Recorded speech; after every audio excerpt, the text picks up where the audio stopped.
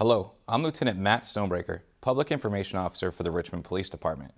We are embarking with a new way to provide viewers with critical incident community briefings. The purpose of these briefings are to improve transparency and strengthen the relationship between the community and law enforcement. This video will provide you with information about an incident that occurred on September 14, 2014, where an officer used force that resulted in death of a member of the public.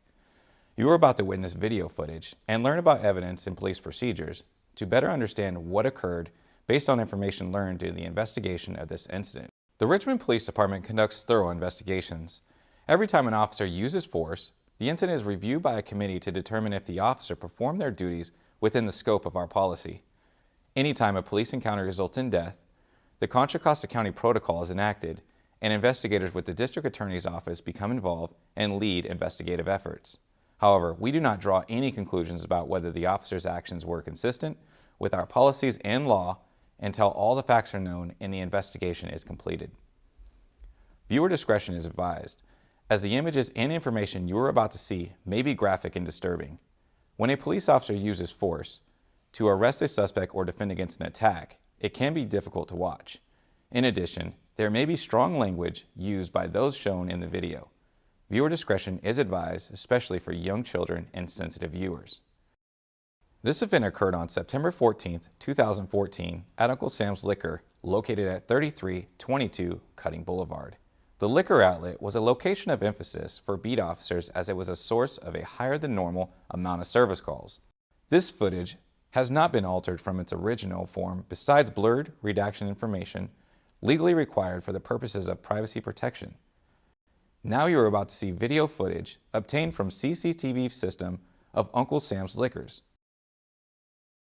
K-9 Officer Jensen was making an unprompted security check at Uncle Sam's when he encountered a disruptive customer who was identified as Richard P.D. Perez.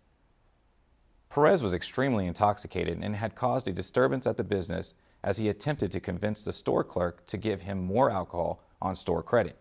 Perez had been told several times that he was not going to be provided any alcohol with store credit.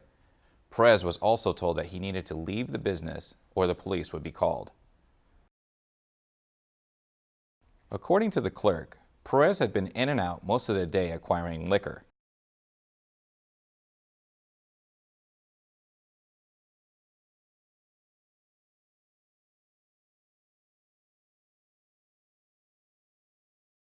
Officer Jensen contacted Perez and found him to be extremely intoxicated. Perez was initially cooperative, but soon became resistant when Officer Jensen attempted to detain him. Perez refused to comply with the orders given to him by Officer Jensen and chose to physically resist arrest.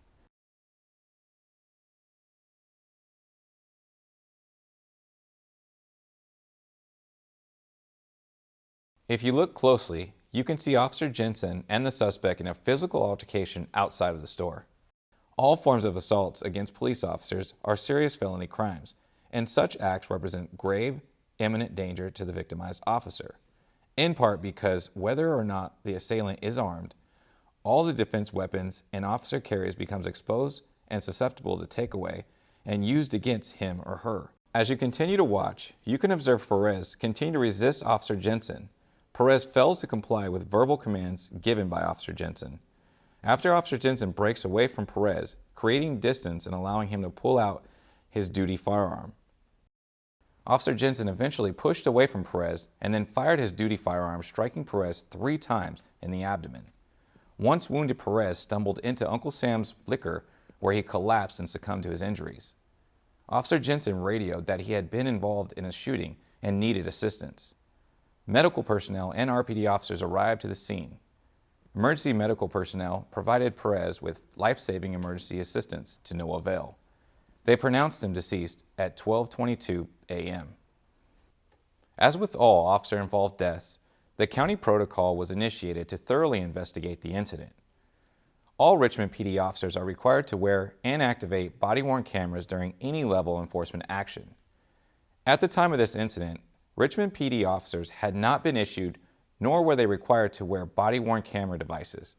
However, during the course of this investigation, RPD investigators were able to acquire cell phone footage and surveillance footage to capture small segments of this incident. You are watching footage recorded on the mobile phone of a citizen who witnessed the event.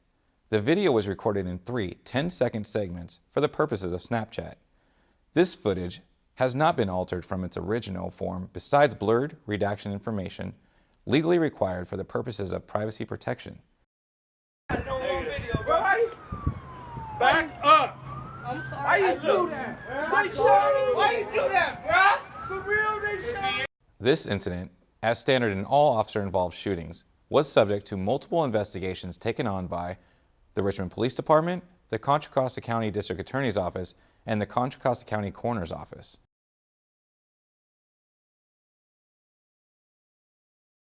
When a person claims that police use excessive force during an investigatory stop, arrest, or other type of seizure, the claim must be reviewed by using objective reasonableness standard under the Fourth Amendment, not under a standard of substantive due process.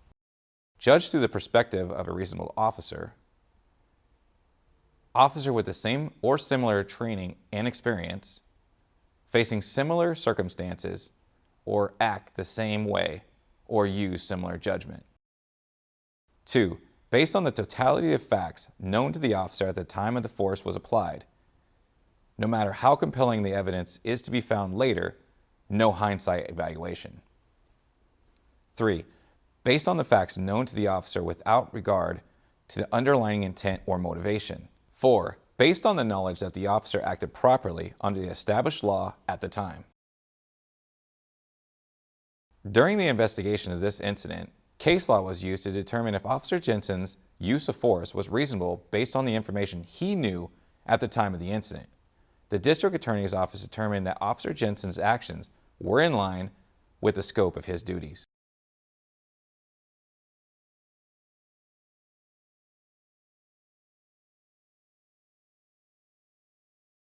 This has been an RPD community briefing. We hope you have found this informative as we continue in our pursuit of increasing transparency and productive community engagement. Let's continue this valuable partnership in keeping Richmond safe.